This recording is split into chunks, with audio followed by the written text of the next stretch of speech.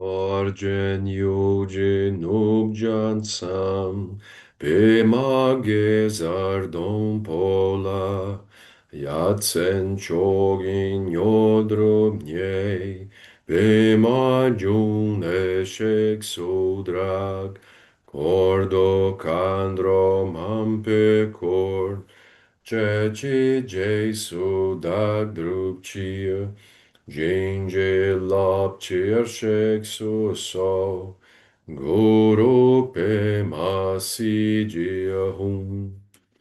Hon orgen yogen objan sam.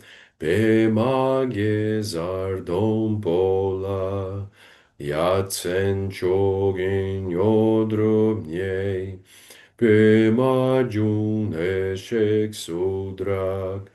Cordo candro mampe corn, ceci Jesu da drupcia, ginge lapcier shexus so, guru pe masigia hum.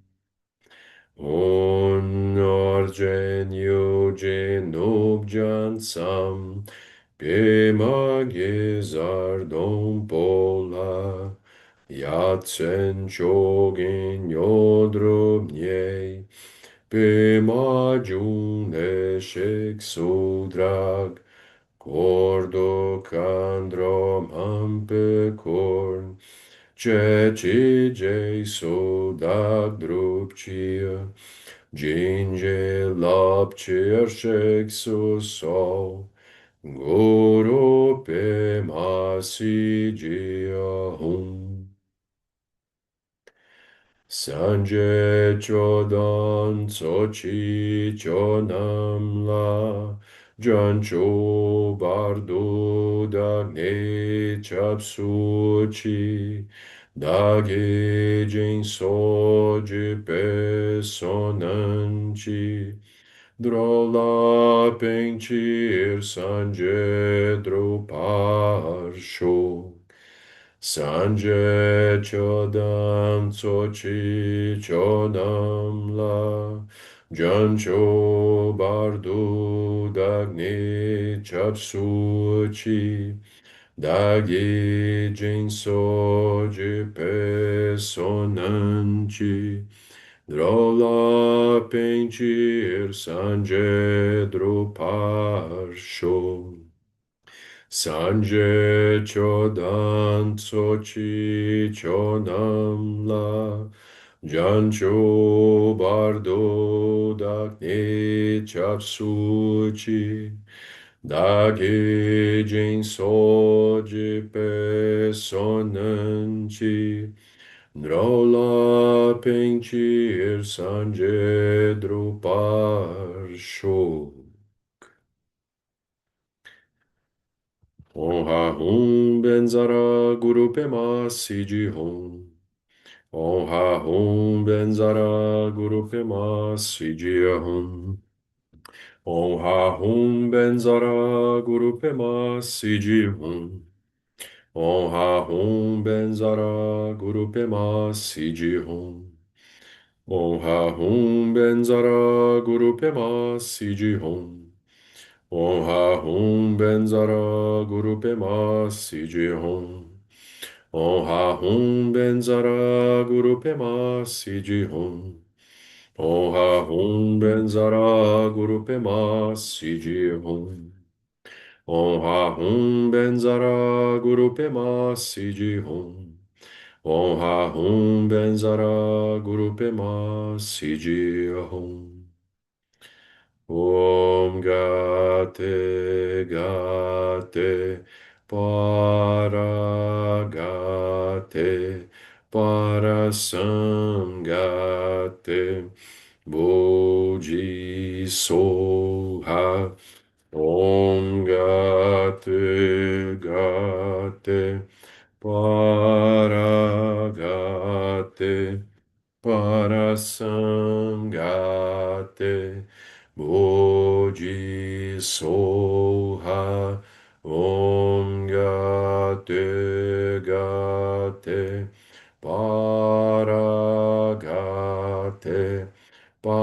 Samgate Bodhisoha Om Gate Gate Paragate Parasamgate Bodhisoha Om Gate Gate Paragate Parasamgate Bodhisoha.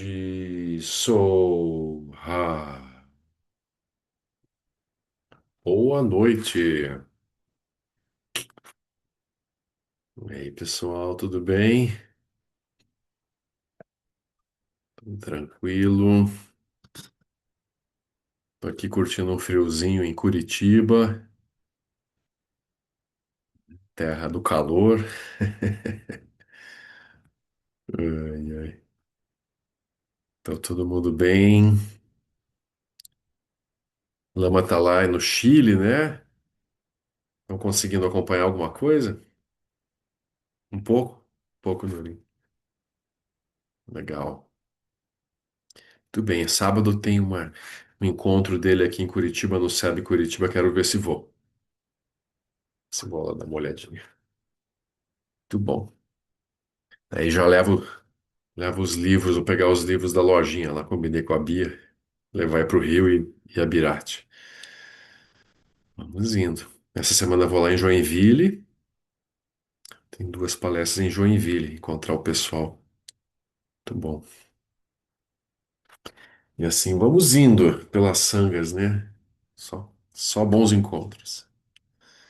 Lembrando, né, o Lama aí no Rio em julho, 8, 9, 10 de julho, para quem estiver por aí. Antes no Abirate, né? 3 a 7 de junho. Dia 3 à noite ele já começa com o Puja e os ensinamentos começam quarta de manhã, dia 4 de manhã. Então, dia 3 à noite já tem. Não pudesse organizar, maravilha, né? E aqui vamos, né, avançando para a fase final, bem o final, né, do texto, né, o Sutra do Ataque do... Opa, essa coisa aqui se atrapalha. Sutra do Ataque do Coração, né, do Karl Holtz. Então a gente está na parte né, das considerações finais, assim, do Sutra, né, super profundo. Na página 187 a gente está nas perguntas. Isso remete ao caminho do Bodhisattva e como podemos aplicar esses ensinamentos na vida diária. Estou pensando numa situação específica de ter dificuldades com alguém, e a estagnação e a solidez da experiência estão muito claras para mim, no sentido de a outra pessoa ter ideias muito fixas sobre as dinâmicas dessa situação. Não tenho os meios hábeis ou a sabedoria para saber o que fazer, além de apenas tentar ficar aberto, olhando para a minha experiência a cada momento e confiando que tenho os recursos para pelo menos tentar ser mais aberto e útil. Mas também há esse padrão habitual de querer consertá-la, fazer a coisa certa e ajudar alguém. É uma pergunta, né, geral e repetitiva, né? Todos nós passamos por essa situação, assim, de querer ajudar alguém e não saber como, e achar que a pessoa está numa posição muito fixa, né, muito rígida. Resposta dele. Além das coisas a fazer que você mencionou, o que também temos de observar é que pensar que outra pessoa tem uma visão rígida já é por si só uma visão rígida. Isso é bom, né? Estar aberto também significa olhar mais de perto a nossa própria visão da visão dessa outra pessoa, se realmente é tão rígida assim ou onde esbarramos nela. Precisamos ver onde e como a visão delas é rígida para nós pessoalmente, porque pode não ser rígida para outra pessoa. Uma terceira pessoa pode pensar, sim, exatamente assim. Por isso, trata-se de uma zona de colisão que é interessante de investigar, porque qualquer visão rígida só pode ser rígida em comparação a alguma outra coisa, que é a nossa própria visão ou a nossa própria mente. Por isso, a área interessante de prática é aquela onde essas duas visões se encontram e se atritam. A abertura completa e verdadeira significa que não há nada contra o que se atritar, mesmo diante da visão mais rígida e agressiva, porque não há resistência a ela e nada em que ela possa esbarrar. É mais como um míssil voando através do vácuo. Não há um alvo para acertar em lugar algum. Portanto, ter algum senso de abertura para a visão rígida de outra pessoa faz parte de estar aberto. Quanto mais espaço interno temos, menos atrito há. Então, esse é um ponto que a gente sempre lembra, né, quando estuda as cinco sabedorias, quando a gente tenta ajudar qualquer ser, humano, animal, a gente tem que manter uma visão aberta, no sentido assim, esse ser tem a natureza de Buda, eu não deveria duvidar disso em momento algum. E eu tenho que lembrar disso enquanto eu converso, ou ouço a pessoa, ou vejo o que ela está fazendo.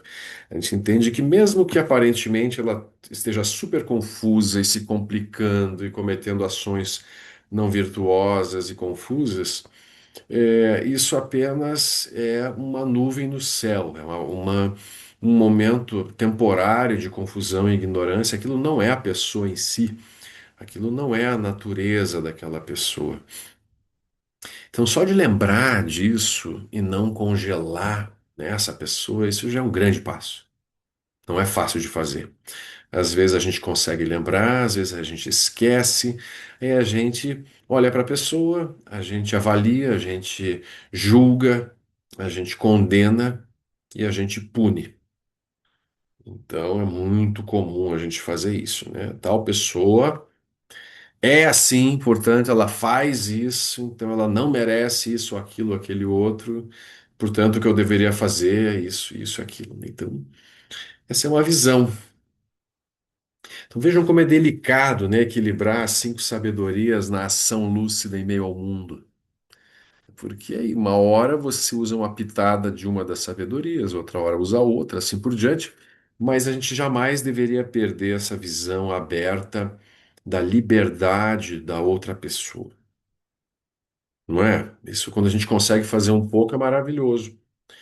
O Lama uma vez falou, né, assim, que quando as pessoas vêm contar suas histórias, assim, explicar tintim por tintim, por que que aquilo que está acontecendo com elas é real e como as pessoas, o mundo, né, realmente ficam contra ela e fazem isso e aquilo para ela. Quando as pessoas vêm contar isso, o nosso trabalho é de ouvir atentamente, mas não acreditar em nada. Então, isso é interessante, né? Porque se você corroborar, né, se você der solidez para a história triste que a pessoa vem contar, aí sim, você também está concordando que aquilo é algo sólido e real. Você está rasgando a página paramita, está jogando, né, no lixo a visão da liberdade natural. E é muito fácil de acontecer isso. Isso acontece nas melhores famílias todos os dias. A pessoa, né, esquece completamente a mente livre e foca no problema, naquilo que está construído. O problema ele é construído e, portanto, ele é impermanente, ele é temporário, ele surgiu por causas e condições, ele não é fixo, ele não é a condição definitiva de ninguém. Ah, mas a pessoa passou a vida inteira com aquele problema. Pode ser que numa vida humana específica alguém carregue um padrão habitual até o final, morra com aquele padrão. Mas isso de modo algum quer dizer que ele é fixo, né? Quer dizer que naquela vida a pessoa sustentou aquilo, ela não gerou habilidade de se mover em relação àquele padrão. Mas numa próxima vida não tem menor certeza de que ela vai repetir aquele padrão específico. Pode ser que sim, pode ser que não. Então manter essa visão aberta de liberdade é essencial, né? Essa é uma aplicação prática de Prajna o tempo todo. Em relação a nós mesmos, começa pela gente, né? A gente se olha nas nossas construções, alegrias e tristezas, e a gente lembra que a gente não é, né, assim, as construções. A gente manifesta coisas que duram um certo tempo e nossa mente vagueia para lá e para cá. Então isso é muito bom, né? Muito libertador, assim. A gente tem que lembrar e praticar isso o tempo todo. Sempre que a gente se achar presos em alguma situação, a gente lembra, né, da visão última, né, dos bodhisattvas. Nem sabedoria, nem realização e nem não realização. Portanto, lugar nenhum para chegar. né? Esse é a nossa prática, né? Se familiarizar com isso, né? A mente tem que se acostumar com essa visão. Por isso a gente estuda, estuda, estuda, estuda até o ponto em que a mente não duvida mais, não se perde mais. Não é mesmo? Então, essa é uma pergunta super importante, né, que a pessoa fez. Aí a gente vai para outra seção. O Vajra transparente do destemor, na página 188. O Sutra continua. Portanto, Shariputra, uma vez que os Bodhisattvas não têm realização, eles repousam na confiança na Prajnaparamita. A maioria dos comentários afirma que esse trecho significa o último momento do 10º bhumi, que é chamado de Samadhi Vajra.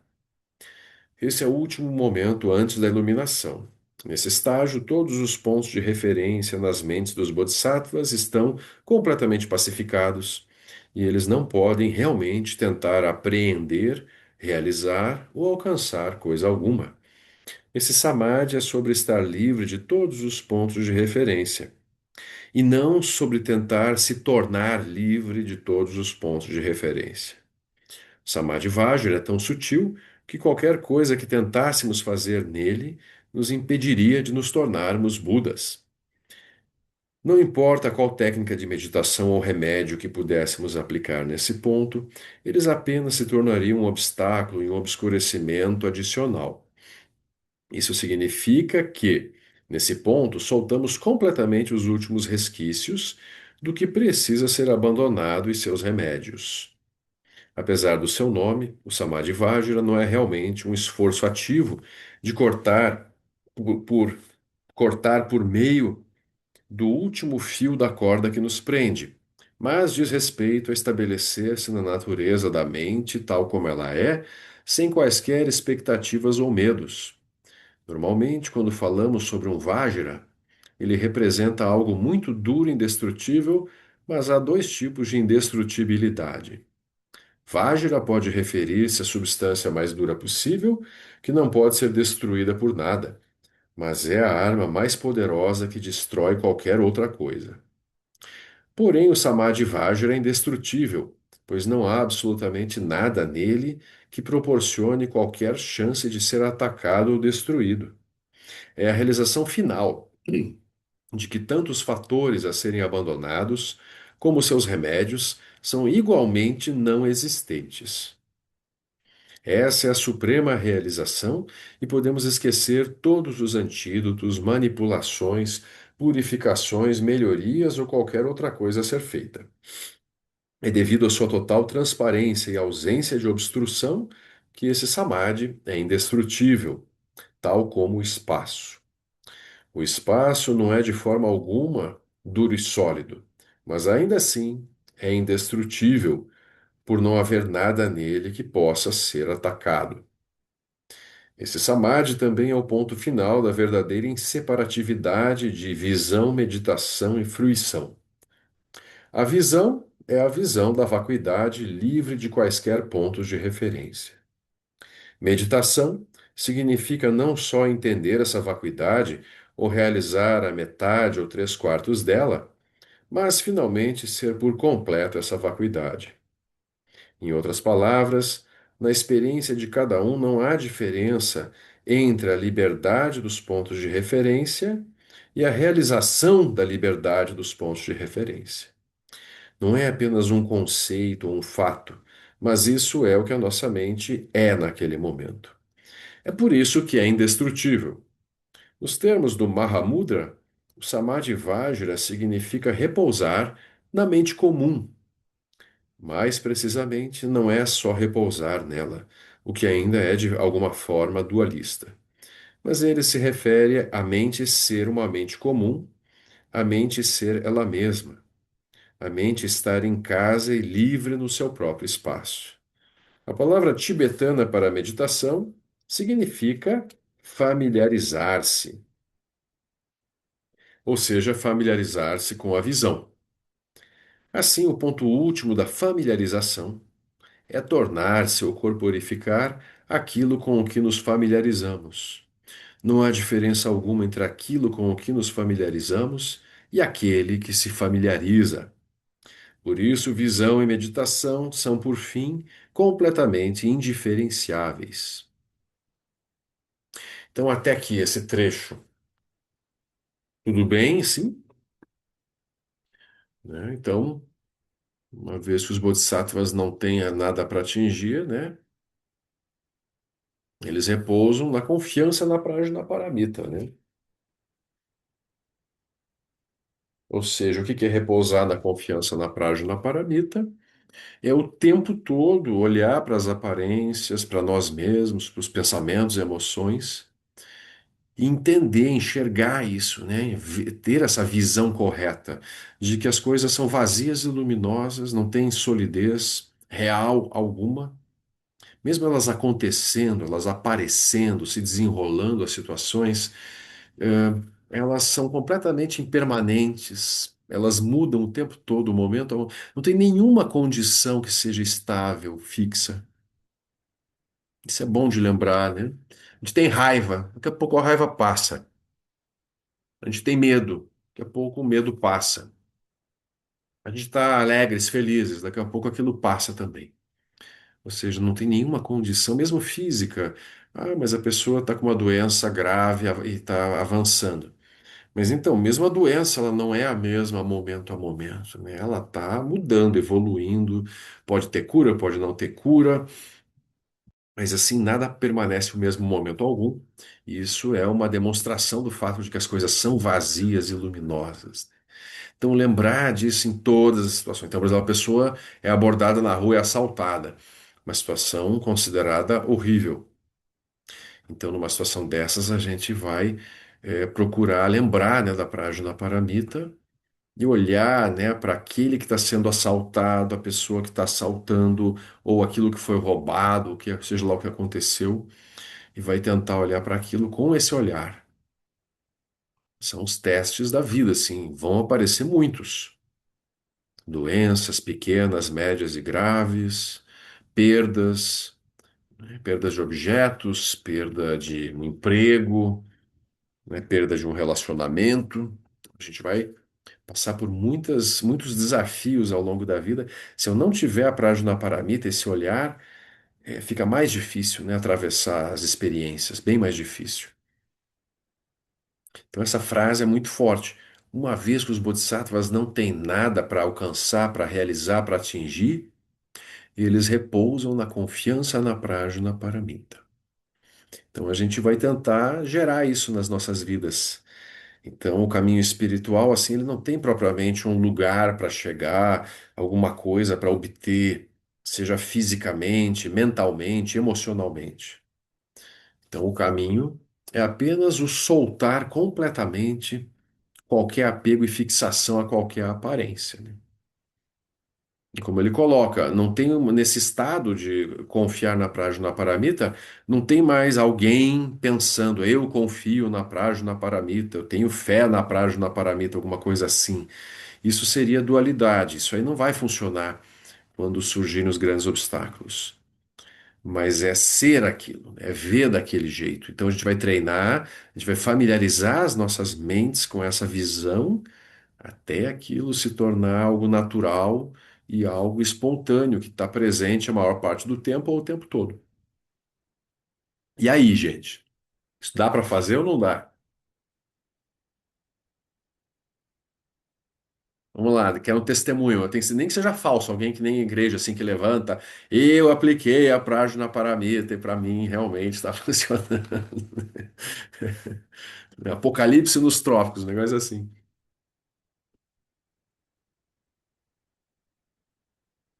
Aí, Nilo,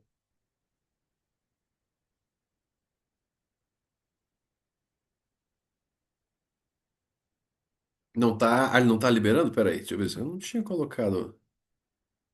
Peraí. Ué, eu não... agora pode. Eu não tinha colocado. Ah, agora sim. Sim. Tudo bem, Marcelo? Joia. Não, eu queria só comentar uma experiência que eu tive esses dias. Eu, eu, eu meio, Aí. eu meio que simulei uma clarividência. Mas É, foi engraçado pelo seguinte, eu tô trabalhando, sou desenvolvedor, tô trabalhando com... E peguei um projeto para trabalhar, e comecei a trabalhar com agentes de inteligência artificial. E aí eu peguei um pacote interessante, e tal, de um desses modelos. Por que que eu falei da clarividência? Porque existe um padrão que é como se fosse um padrão do modelo. Então, as pessoas foram desenvolvendo técnicas e tal. Então, você tem arquivinhos que você vai definindo qual é ele vai gravando características da pessoa que ele está ajudando, características dele, conhecimentos, skills, coisas do tipo. São técnicas que esses modelos aplicam, né? E sim. por que que eu achei engraçado que eu simulei uma clarividência? Porque ele escreve um diário. Então, então eu comecei a fuçar no diário do meu agente. Então é engraçado, é muito engraçado assim, as frustrações que ele vai relatando e tal, de erros que, que eu apontei no trabalho dele, que ele se lamenta assim, olha, 3 anos de simulações e ainda cometi um erro tão banal como esse e tal. Enfim, por que que eu achei engraçado? Porque, assim, se a gente pudesse ter essa clara evidência para ver o pensamento das outras pessoas, como a gente consegue fazer com esses modelos, a gente vai ver que, no final das contas, o que ele passa por simulações, nós também podemos imaginar que a nossa visão nada mais é que são simulações. Que a gente tem um contexto, mas outras pessoas vão ter outro contexto. Então, assim, antes de eu fuçar no diário dele, eu não tinha ideia que meu modelo estava sofrendo, Sim. meu agente estava sofrendo, né? E aí, lógico, esses modelos eles trabalham com probabilidade e tal, e tudo aquilo que ele vai gerando, essas probabilidades vão sendo alimentadas para gerar coisas novas, que não é Uhum. muito diferente da nossa própria experiência, né? Então, eu achei bem interessante isso para compartilhar. Perfeito. Eu acho, né, a criação, né, dos softwares e a inteligência artificial, isso tudo são, né, conexões, né, ou seja, originação dependente que vai, se coloca algo em movimento que vai se desenvolvendo, que vai gerando novos movimentos, novas originações dependentes, vai produzindo informações, conhecimento, criando coisas, né, muito interessante, porque realmente esses processos, né, de, vamos dizer assim, de informática, né, de softwares, eles geram, né, eles replicam coisas, modelos que os humanos são capazes de pensar, de visualizar, né, e geraram formas automáticas de fazer aquilo, né? Então é muito fantástico mesmo. Né? E são coisas que para nós tem algum significado, né? Sim, Isso que é interessante, né? Porque também, se não exatamente. tivesse isso, não ia ter função nenhuma. Se não tiver dentro da tua bolha aquilo que está sendo criado, você não acessa, você não vê, você simplesmente desconsidera. Pode ser que você não veja nem visualmente mesmo. Então, lembrando, né? Por exemplo, você está caminhando na rua, está olhando para. Hoje eu estava caminhando, olhando para as pedras na calçada.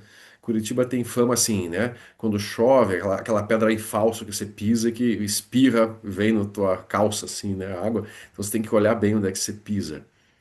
E aí você está olhando para aquilo, enquanto você está olhando para aquilo, teu mundo é muito estreito, você não está vendo 1 bilhão de coisas ao teu redor que estão acontecendo e pessoas passando e veículos e movimento e sons.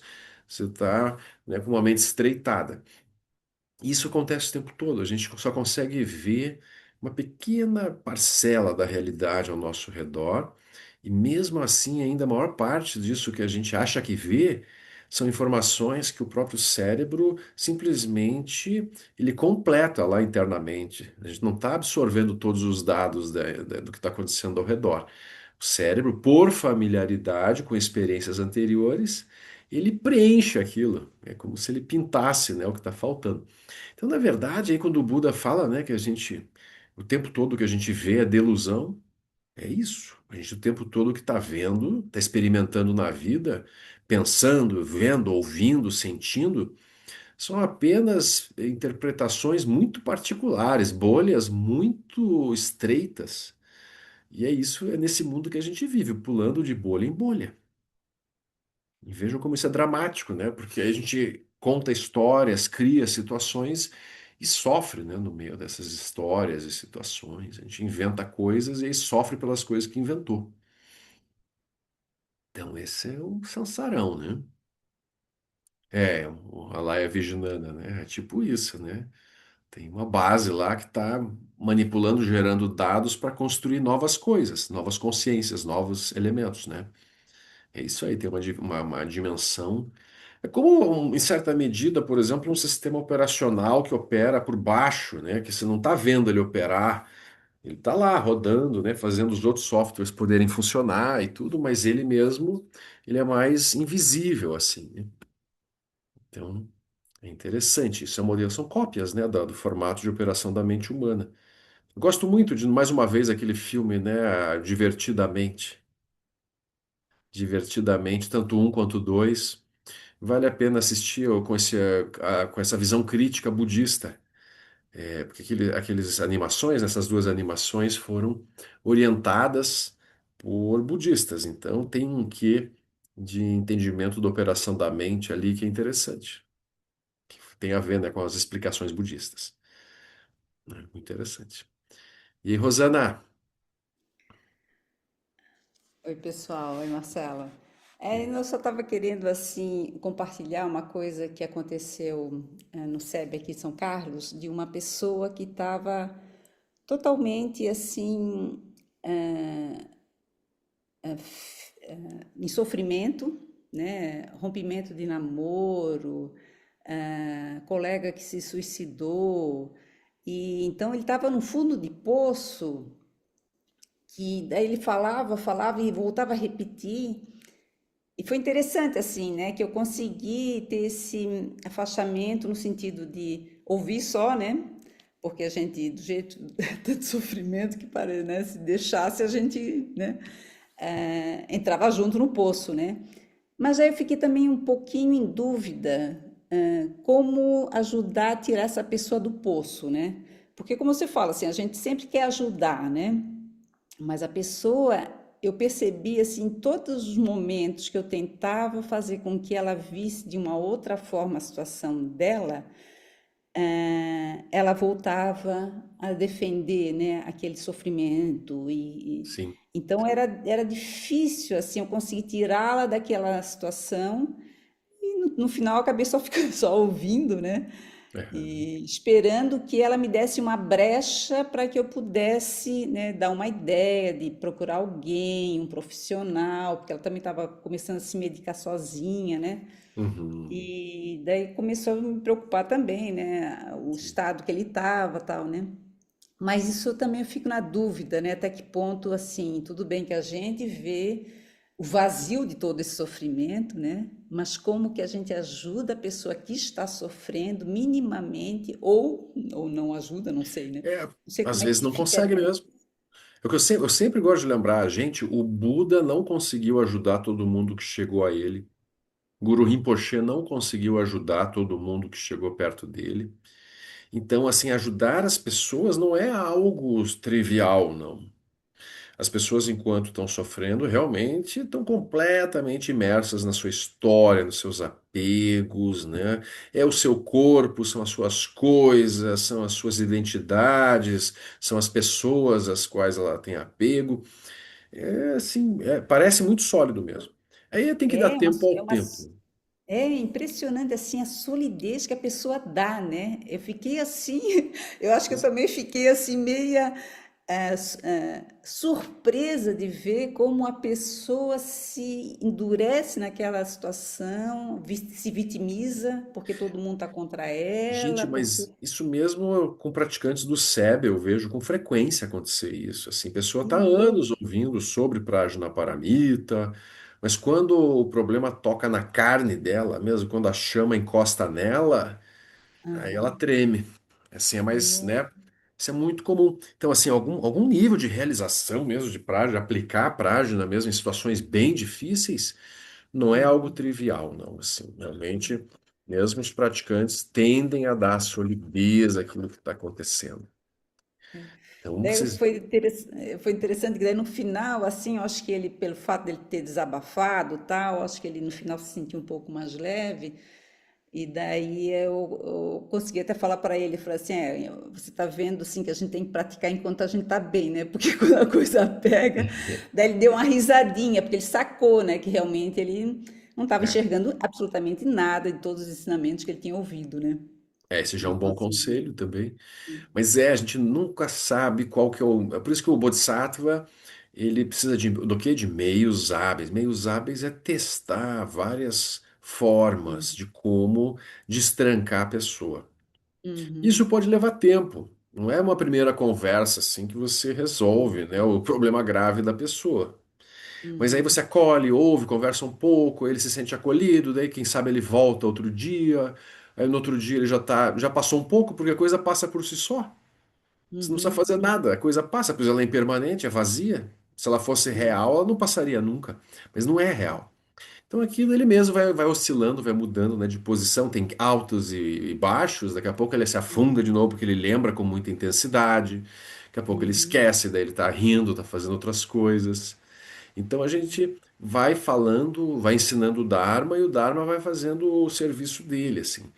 Enquanto a pessoa estiver ouvindo é bom, porque daí ela pode demorar. E quando passa, ela mesma diz: Gente, como é que eu estava presa naquilo? Eu conheço, mas assim, no SEB eu já ouvi dezenas de pessoas falarem isso. Como é que eu estava tão preso, né, naquilo? a minha preocupação é que ele já está um mês assim, né? Sim, E totalmente sozinho, ele não é aqui de São Carlos, então daí que a gente queria também uma angústia, né? Porque sim. tá tendo essa crise geral, assim, muitos suicídios dentro das universidades, é uma Ah, coisa sim, assim você comentou absurda, comigo né? aí, né? E, Pois é, aí você tem que ver o seguinte também, se a gente vê que a pessoa está muito perdida, talvez tenha que avisar a família mesmo, né? Porque a gente às vezes não tem condições práticas de estar junto com a pessoa, né? uhum, uhum, E muitas vezes, por exemplo, é o que eu comento com as pessoas. Você está na tua casa, ouve o vizinho batendo na vizinha. Você não vai lá conversar com ele, você vai ligar para a polícia na hora.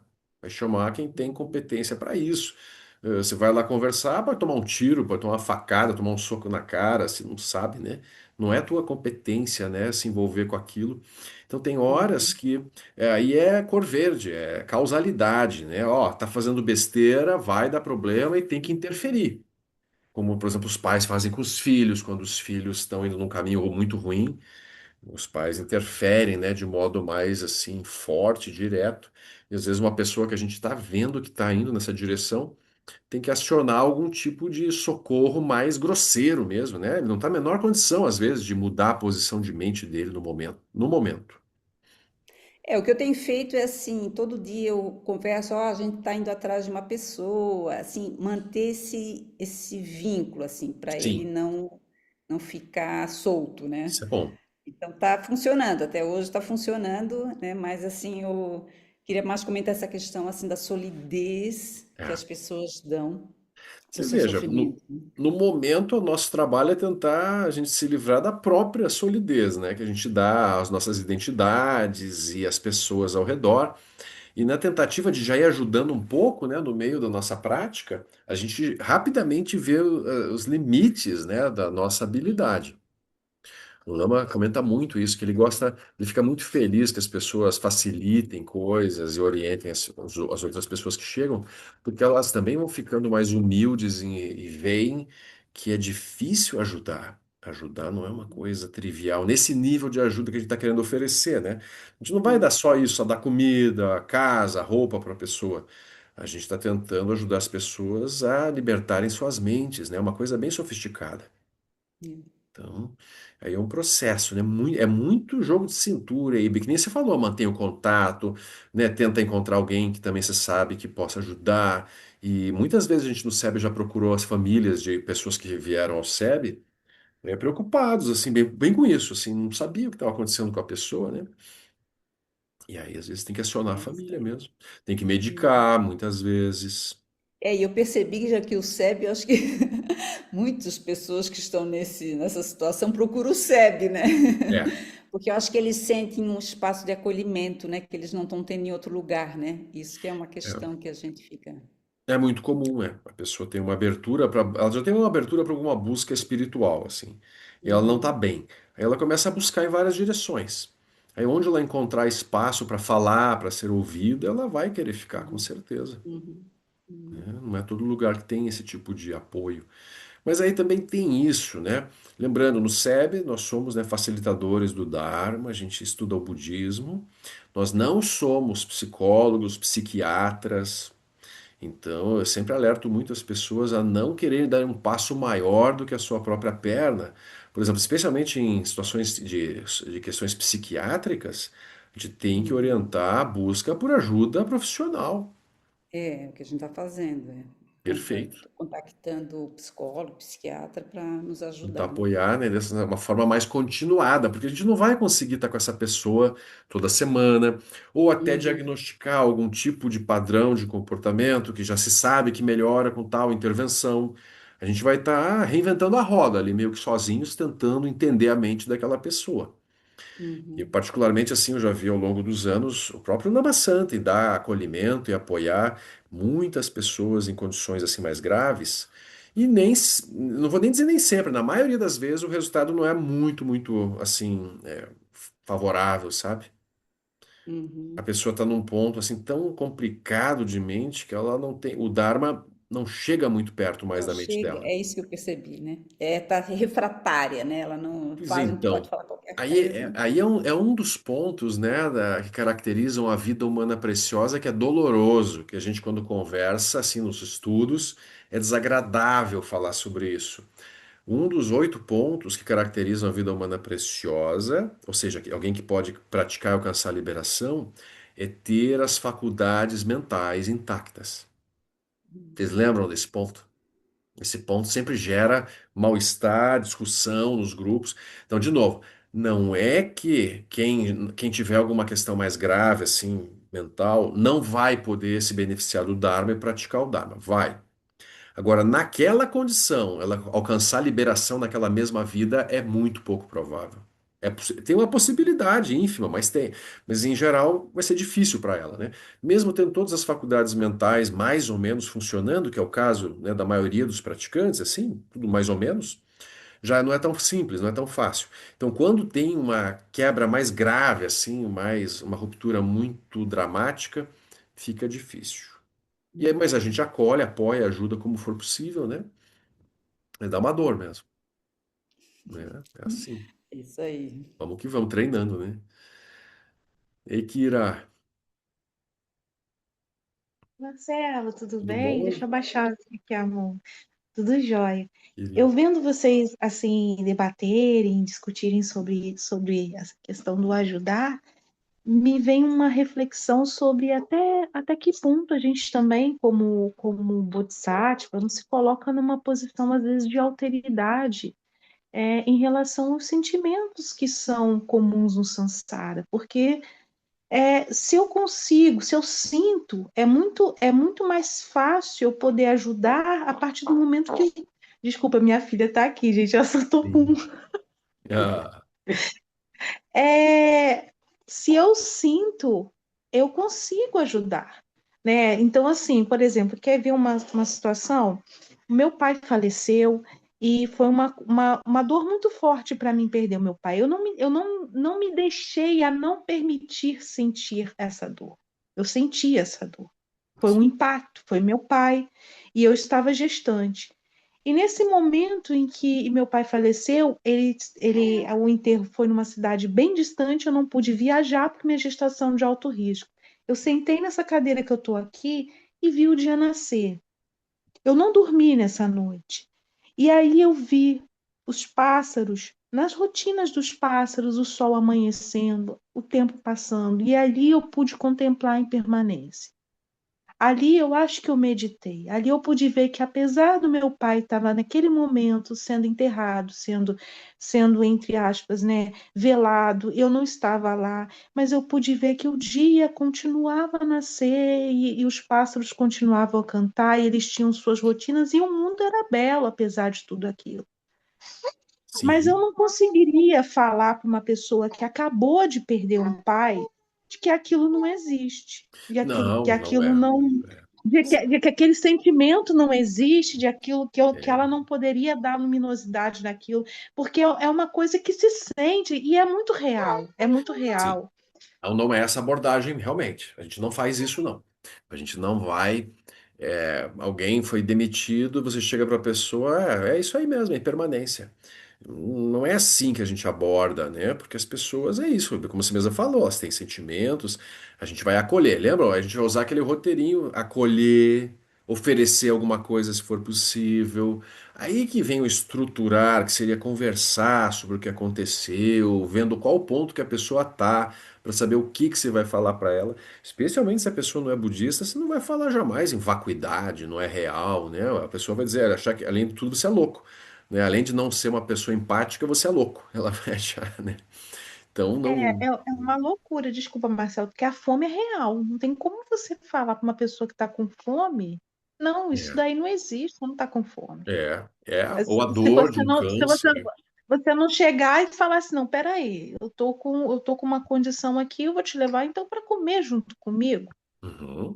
É isso entendeu? aí, Eu sei que para longo prazo isso não é uma ajuda, mas para curto prazo, uma pessoa com fome, ela claro. quer um prato de Não, mas comida, é entendeu? isso, são as cinco sabedorias que a gente pratica o tempo todo, né? Não, a gente não vai para vacuidade diretamente com ninguém. Mesmo quem já recebeu ensinamento sobre isso, em geral, quando está num problemão, não consegue ouvir muito sobre isso. Eu tive, né, acompanhei praticantes antigos do SEB que passaram por situações assim difíceis, e a gente, né, na conversa, dá umas cutucadinhas assim, mas a pessoa está totalmente refratária naquele momento. Naquele momento ela quer descer a lenha na outra pessoa que machucou ela. É isso que ela quer que você concorde com ela. E é Quem assim. está de fora vê. Quem está É, de fora tem uma visão, mas quem está dentro, às vezes, é, não consegue. Não é isso aí. consegue. Por isso que é tão difícil de Obrigada, ajudar, né, Marcelo. assim, de modo definitivo. Porque a gente está falando de prática paramita, ou seja, está falando em como liberar a mente das pessoas. Mas no nível simples, direto, prático, tem muitas coisas para fazer, sim, bem isso, ouvir, pegar na mão da pessoa, abraçar, pagar o almoço, pagar um cafezinho, acolher a pessoa, sei lá, foi expulsa de um lugar, você acolher por uns dias na tua casa, coisas assim, né? Tem muitas coisas que a gente pode fazer nesse nível prático. O Bodhisattva vai fazer isso também. Só que o Bodhisattva sabe, né, que se essa pessoa não conseguir libertar a mente dela da solidez das coisas, ela não tem saída. Porque, tá, daí ela passou por uma experiência difícil e melhorou. Beleza, daí ela começou a acreditar que a vida vai ser boa de novo. E daqui a pouco vem outra experiência difícil, porque o samsara não perdoa. O samsara é uma roda de impermanência, vai massacrar todo mundo. Então, com o tempo, a gente tem que dar ferramentas para a pessoa lidar, né, com essas questões assim. Só que com muito cuidado, com muito meio hábil, daí que a gente fala, né, de como introduzindo os assuntos de uma forma que não seja dura. Tem pessoas que quando recebem assim um chacoalhão mais pesado, aquilo é bom para elas também. Por isso que não tem uma fórmula única. Tem gente que se você for muito assim de forma amorosa, muito doce, a pessoa não te ouve, não quer saber daquela abordagem. Precisa de um chacoalhão. E outro, se você der um chacoalhão, a pessoa fica mais traumatizada ainda. Então, é isso aí, a gente vai encontrando, né, caminhos para ajudar, né? Não tem um único jeito. Mas é isso aí, tá certinho. Não dá para falar de vacuidade para quem tá lidando com a dor imediata assim, né? Né, Pedro? É muito boa a conversa, assim, pegando um pouco o gancho. Calma aí, deixa eu botar aqui para melhorar o som.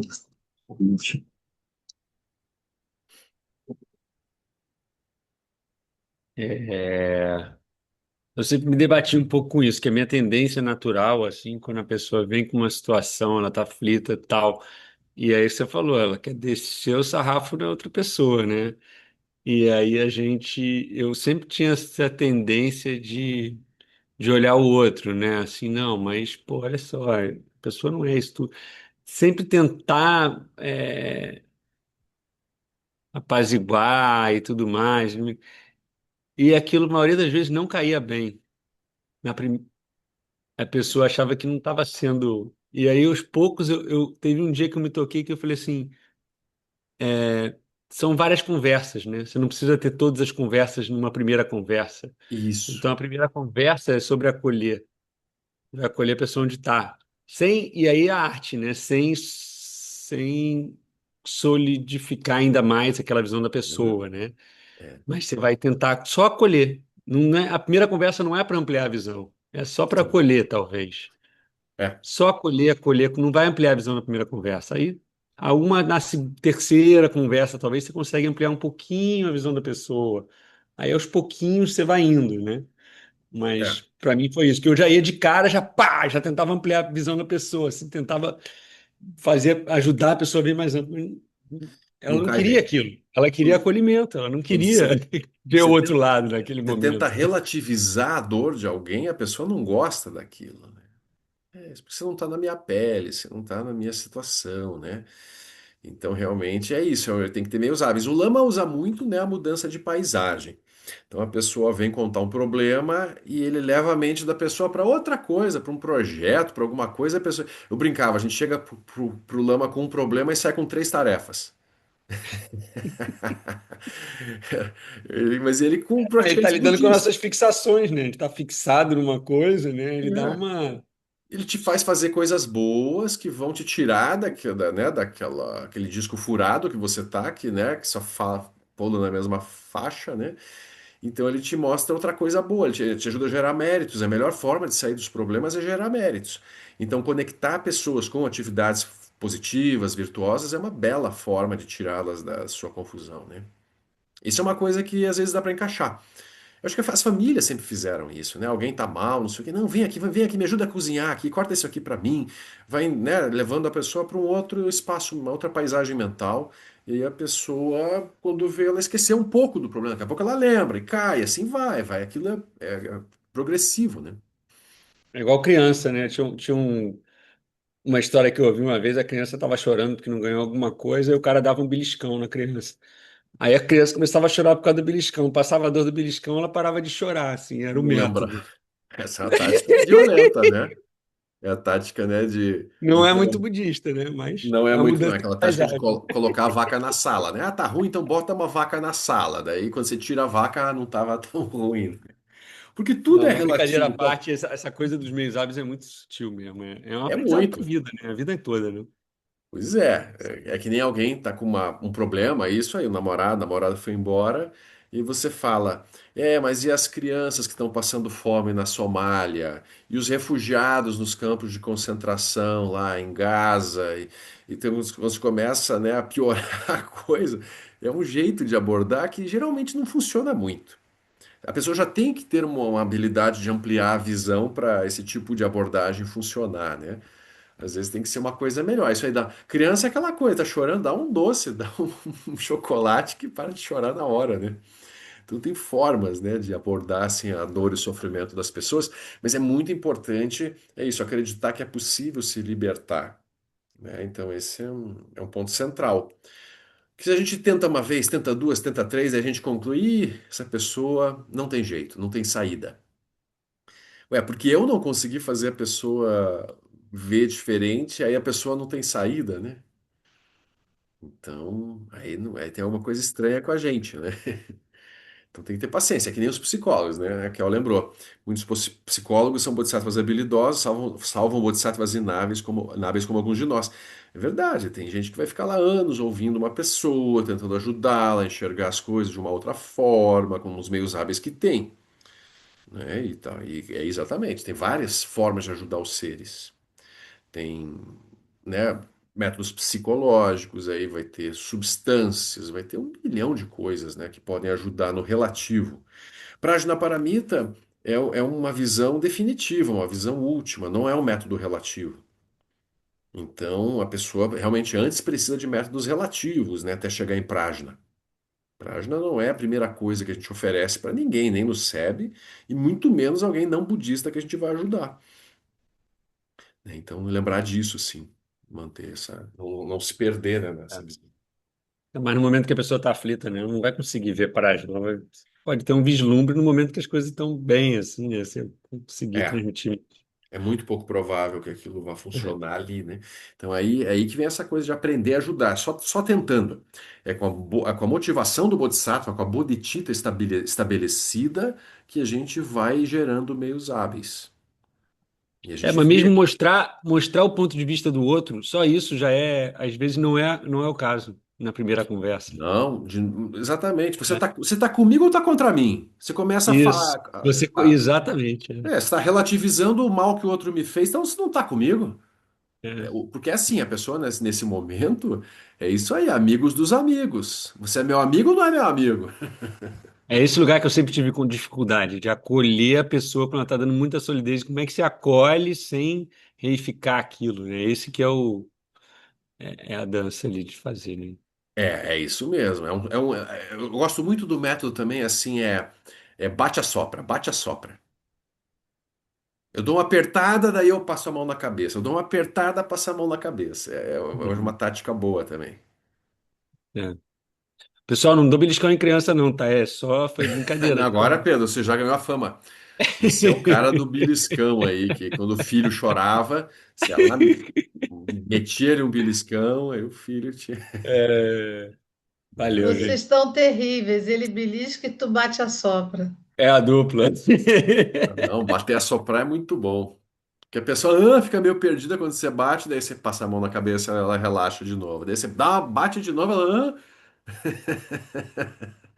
Assim eles dão um chacoalhão. Mas é muito complicado ajudar. Só que é isso, é uma arte, né? É uma sabedoria a gente vai desenvolvendo, né? Maravilhoso. É isso que os bodhisattvas fazem, não é? Uma vez que os bodhisattvas, em seguida o sutra diz, né? Uma vez que suas mentes estão sem obscurecimentos, eles não têm medo. No equilíbrio meditativo dos bodhisattvas, nos bhumis, não há mais nenhum obscurecimento, e eles são como um Buda na sua realização. Porém, quando emergem da sua sessão de meditação formal, não são como um Buda por não conseguirem sustentar completamente sua realização em todas as situações fora da meditação. Portanto, os 10 bhumis consistem no treinamento de trazer a realização do equilíbrio meditativo para qualquer situação que se possa encontrar. Durante os períodos entre as sessões de meditação desses bodhisattvas, todo tipo de aparências dualistas ainda aparece. Porém, a diferença entre eles e nós não é simplesmente que essas aparências surgem como ilusões, mas que os bodhisattvas instantaneamente as realizam como sendo ilusões. Eles não são mais fisgados por elas. Por isso, bodhisattvas ilusórios se engajam numa conduta ilusória para seres ilusórios com objetos ilusórios, que é a razão pela qual o estado de mente desses bodhisattvas, fora do equilíbrio meditativo, de realizar diretamente a vacuidade, é chamado samadhi, que é como uma ilusão. Dessa forma, para os bodhisattvas não há nem sequer o que chamamos de pós-meditação, que soa como uma pausa, porque a pós-meditação deles é simplesmente outro tipo de samadhi, a partir do qual eles realizam todo o tipo de conduta altruísta. Isso é o samadhi em ação, durante o qual os bodhisattvas integram sua realização com qualquer coisa que façam. Nós sempre tentamos fazer isso, e na maioria das vezes falhamos, mas bodhisattvas o fazem constantemente. Os únicos obscurecimentos durante os momentos em que os bodhisattvas não estão em meditação formal são um leve senso de características e um leve senso de dualidade, mas não há mais fixação à existência real nos bhumis. Quanto à fixação a características, por exemplo, quando temos um sonho e despertamos, podemos falar sobre as aparências do sonho e rotulá-las, tal como alguém no sonho com cabelo castanho e olhos azuis. Atribuímos tais características, mas sabemos perfeitamente bem que aquilo a que nós as atribuímos não existe realmente. Ainda assim, há algum grau de reificação das aparências por meio da atribuição de características a elas. Da mesma forma, durante os primeiros 7 bhumis, os bodhisattvas sabem claramente, em todos os momentos, que qualquer coisa que apareça não existe de fato, mas ainda rotulam as aparências ilusórias. Até o momento final do 10º bhumi, também há um leve senso de dualidade, a experiência de uma diferença entre sujeito e objeto. Para a percepção sensorial dos bodhisattvas, por exemplo, os objetos ainda aparecem como se estivessem fora, embora eles estejam completamente conscientes de que os objetos não estão fora. Isso é muito diferente da nossa percepção, porque não apenas pensamos que os objetos existem fora, mas também que eles são reais e que o percebedor é real. Por fim, no estado de Buda, não há mais quaisquer desses obscurecimentos durante a pós-meditação, o que significa que não há mais diferença entre meditação e pós-meditação. Em outras palavras, essa é a união completa de meditação e conduta. Talvez nesses tempos modernos, a mensagem mais essencial do Sutra do Coração é dizer que os bodhisattvas não têm medo. Com as pessoas se sentindo separadas do mundo e das outras pessoas, o medo de tudo parece ser o principal problema no mundo hoje em dia. É claro que há o medo de coisas ruins, mas também há o medo de coisas boas, como o medo do amor, e até mesmo o medo do medo. Para algumas pessoas, não há literalmente nada que não seja fonte de medo. Então, porque não há medo nos bodhisattvas e nos budas, isso corresponde à afirmação nos ensinamentos Lojong, do treinamento da mente, de que a suprema proteção é a vacuidade. Quanto mais muros tentamos levantar ou quanto mais técnicas de defesa tentamos aplicar, mais nossos medos aumentam, como podemos testemunhar de forma tão dramática em muitos lugares do mundo. Por mais elevados que sejam os muros e cercas que mantêm as pessoas do lado de fora, apenas ficamos mais paranoicos. Então a gente vai parar por aqui, que ele vai seguir com esse raciocínio. Mas a questão agora do medo, né? Uma vez que não há obscuridades mentais, não há medos. Porque para ter medo, né, para estar numa situação de ansiedade, preocupação com o futuro, medos variados, a mente tem que estar reificando, né, alguma coisa. Quando o Bodhisattva, já no primeiro boom, ele realiza a vacuidade de um modo direto durante a meditação, então, enquanto ele está na meditação, todos os medos dele vão se dissolvendo. Porque quem repousa num estado de visão direta da vacuidade do si mesmo e dos fenômenos, vai ter medo do quê? Não tem mais medo de morrer porque vê que enxerga claramente que não tem ninguém ali que vai morrer.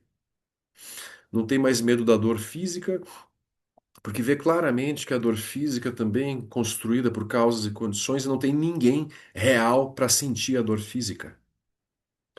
Não tem medo de perder nada, pessoas, objetos, coisas, dinheiro, emprego, fama, qualquer coisa, não tem mais medo, porque ele olha para isso tudo e vê que isso tudo é completamente, né, assim, uma bolha delusória que não dura quase nada. Então o Bodhisattva ele não se apega mais a nada e, portanto, não sofre quando as coisas desaparecem da vida dele. Pode morrer uma pessoa querida, amada. O Bodhisattva, claro que ele vai ter compaixão, vai se interessar pela pessoa que morreu, vai praticar para que a pessoa tenha um bom renascimento e tudo, mas ele propriamente não está apegado àquele ser que morreu. Ele sabe que os seres são isso, são como fantasmas que aparecem no sonho da nossa mente. Então ele vê a vacuidade dos seres, vê a vacuidade da própria mente dele que sente. Então ele tem essa liberdade.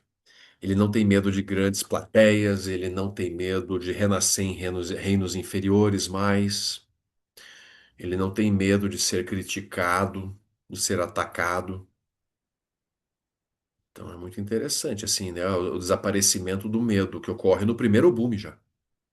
Isso quem estudou o Gampopa, ele fala claramente, né, desses medos que desaparecem na realização do primeiro boom.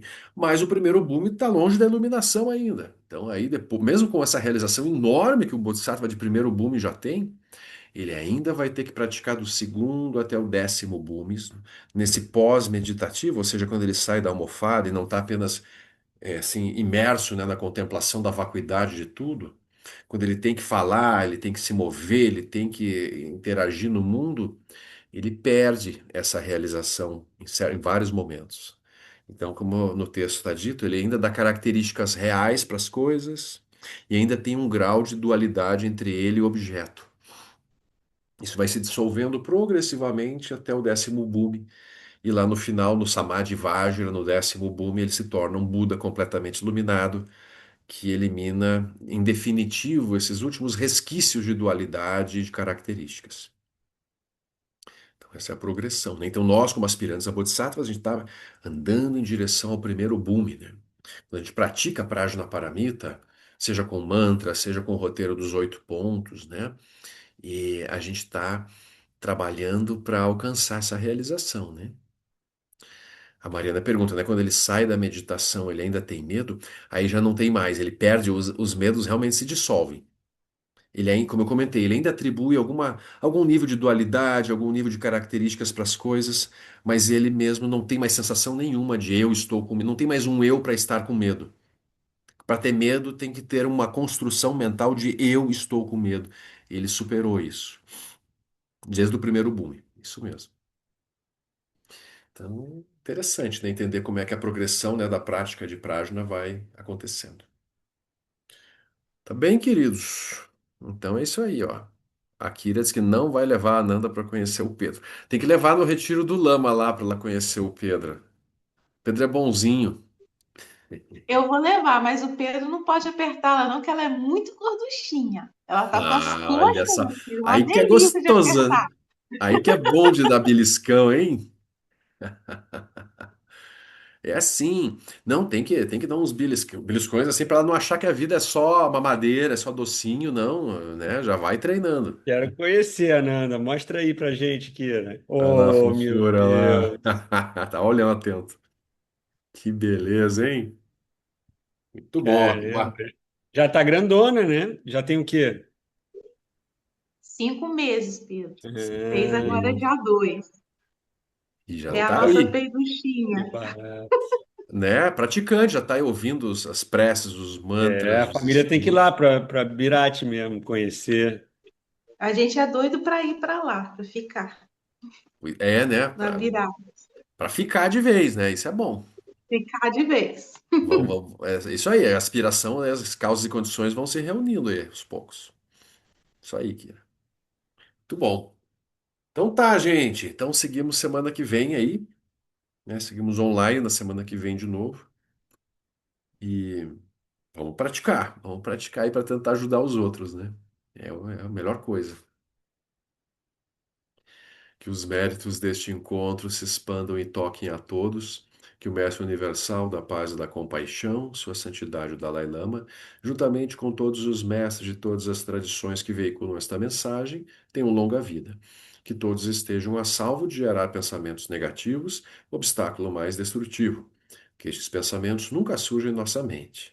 E que todos os seres também estejam livres de pensamentos negativos. Kien lop cho sum ring lo che zam ling sa sum cha par. Droju chok sum nang wa dang medrau do sum ele shu. Boa noite. Boa noite, obrigada, E Marcelo. bom Dia das Mães aí, para aqueles que têm Boa mães ou são noite. mães, e para aqueles que a mãe já se foi, vão rezar pelas mães, onde quer que elas estejam, né? A gente vai espalhar isso aí, que todos os seres já foram nossas mães, lembrem, Uhum. né? Então, dia de todos nós aí. Boa noite, gente. Boa noite, Obrigada, Marcelo, Boa tchau, Pedro. Boa tchau. noite. Boa noite, noite. querido. Boa Obrigado, noite. gente. Obrigado, Boa Marcelo. noite, Boa noite. Boa Marcelo. noite, Beijo. obrigada, Marcelo. Tchau, queridos. Até semana que vem.